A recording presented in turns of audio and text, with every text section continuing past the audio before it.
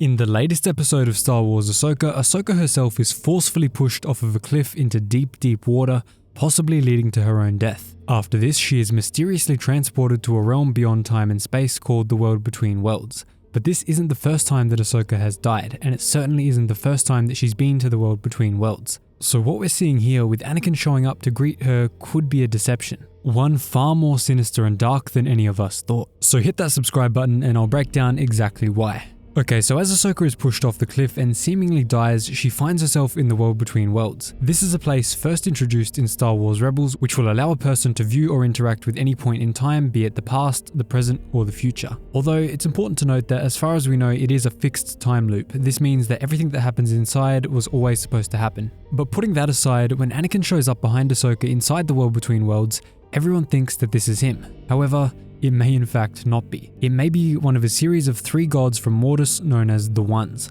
The Ones represent 3 of the 4 aspects of the Force, with the Father representing balance, the Daughter representing the light, and the Son being darkness. This figment of Anakin inside the World Between Worlds could be the Son of Mortis, who is in internal conflict with the Daughter. But where does the Daughter come into this? Why would the Son be showing up to fight if the Daughter isn't there? Well, the reason that this is possible is because in the Clone Wars Mortis episodes, Ahsoka actually dies. Literally 100% is fully dead. But Anakin is able to revive her by transferring the essence of the Daughter into Ahsoka's body, bringing her back to the living. As part of this process, the light essence of the Daughter of Mortis is now a permanent part of Ahsoka. Not only this, but from that moment onwards, the spirit form of the Daughter, Morai, is consistently seen following Ahsoka Tano wherever she goes, further confirming that she does carry the essence of the Daughter. So with that being said, Anakin in the World Between Worlds may actually be the Son of Mortis, appearing to continue his eternal struggle with the Daughter. Some hints at this are the music playing when Anakin appears. We don't hear any of the light side Anakin themes, but instead the ominous theme of Darth Vader.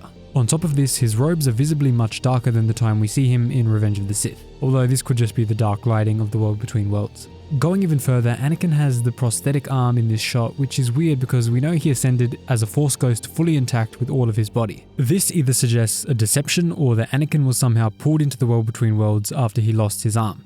Could the Son of Mortis be deceiving Ahsoka here to lure her into attempting to change events that have already happened? I also have to mention how weird Anakin's face looks here. This could be a direct hint at his false appearance, but more likely it's just the CGI not being 100% on point. That's why I'm mentioning this one last. But all of this, combined with the knowledge that we know the Mortis God's mural is what unlocked the World Between Worlds in Star Wars Rebels, points to a very dark and sinister ending to this interaction. But let me know what you think down below. I'd love to hear it in the comments. Thanks so much for watching, and I'll see you in the next video.